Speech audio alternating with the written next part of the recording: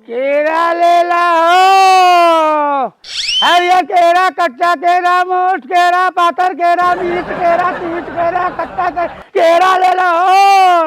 नाम हमार ढेला, बेचीला हम ते केला।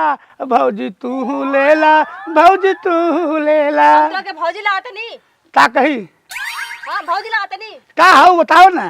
तोर बेटी से मन इच्छा बता केला कैसे बा? हाँ केला कैसे बा? केला कैसे बा? हां केला तो बहुत महंगा बा, लेकिन तोहरे खातिर हम थोड़ा सस्ता लगा दे। सस्ता? हाँ अच्छा बताओ का रेट देबा? लेट बा 250 रुपया लीटर। 250 रुपया लीटर ना होला, दी दर्जन होला। हाँ हमारे क्या लीटर हम घोर के बच्चे ले। हाँ चाही कितना ही बतावे, दाम में पूछा बा। ज्यादा दाम बताओ तोरा तो। हाँ के चाहिए? एक से चाहिए कि एक दर्जन चाहिए? दर्जन चाहिए। हाँ। का करब हम लेके? ठीक है, लिपस्टिक लगोलू बाटू लगा तब भइल बाटू तू बीड़ कीर्तन के मेहरारू। तू केरा बेचा तो हमार लिपस्टिक ना नहीं, अरे केरा बेचा चुपचाप। नहीं फ्री में ले ला, हम काम ना कइल बाटी तू के। एकदम छापे से छोड़ा पड़ा तू ना। हाँ ले ला ना, ये चाहिए ना चाहिए हमरा के, खा अपन केरा। ने ए नाम हमर ढेला, बेचिला हम ते। रोका मत, लौकत नहीं के आदमी बाटे या ढकेला ले जाता। तू अगवा के मर गया, मर हम का करी? तोरे दादा सर तो फुफ्फा सड़क है, मार दम धक्का फक्का से उड़ जाइबा। के आए लाओ हमरा के आवे त है ने आ न रे का मर दे। पैसे बा ए भोसावल के केला, आगरा के केला, गोरखपुरिया केला, जौनपुरिया केला, चैतवा के केला, पीला केला, हरा केला, कच्चा केला, मोटा केला, पतला केला, मिठ केला, केला केला केला। बोलिए ला हाँ हो गई। हाँ हो गया बोला। हैं? हाँ पैसे रखले बाड़ा 70 रुपया दर्जन, हैं? 70 रुपया दर्जन। 70 रुपए दर्जन। हाँ जीवन में कबो केरा देखले बाड़ा? हाँ जीवन में देखले बाड़ा केरा? केरा हम तो खले नहीं बाटी, हाँ तोहरे से कही जनी के केरा किया किया के हम मुआ डाली। हाँ दिन तो मुंह आवे खातिर बेचा तड़ा चाहे मर दे पर नहीं पढ़ रहा, जाओ ना क्या रेड कर रहे हो? रहा तो क्या है, पहले टेस्ट करे दो। अच्छा ये मीठा केला लीजिए, ये वो कच्चा कच्चा कच्चा। तो दादा कब केला खेले बाटे, थुका थुका थुका थुका थुका केरा खाता थे। पैसा नहीं बाप ने ज्यादा पूत हराम ज्यादा केरा खेबा, पैसा बाद देखले बाटे केरा कबो। सुनो ना, हाँ क्या सुने बताओ?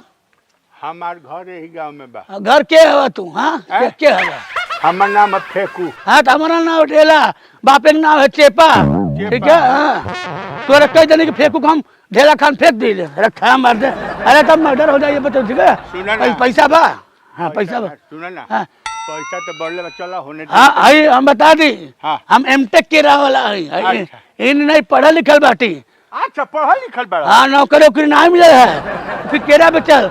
सरकार कहले कि स्वरोजगार कीजिए, अच्छा। आत्मनिर्भर बनिए, तो हम केरा बेचना शुरू कर दिए हैं। ओ हाँ। कहानी है कि हाथना बढ़िया दे धाजा लेके। हाँ। आए बतावल लागत तारा तू पढ़ल लिखल। खरीदे बैग नहीं बताओ पहले। केला कैसे देला? ए मर्दवा हम तुके केरा देवल लगत है? का?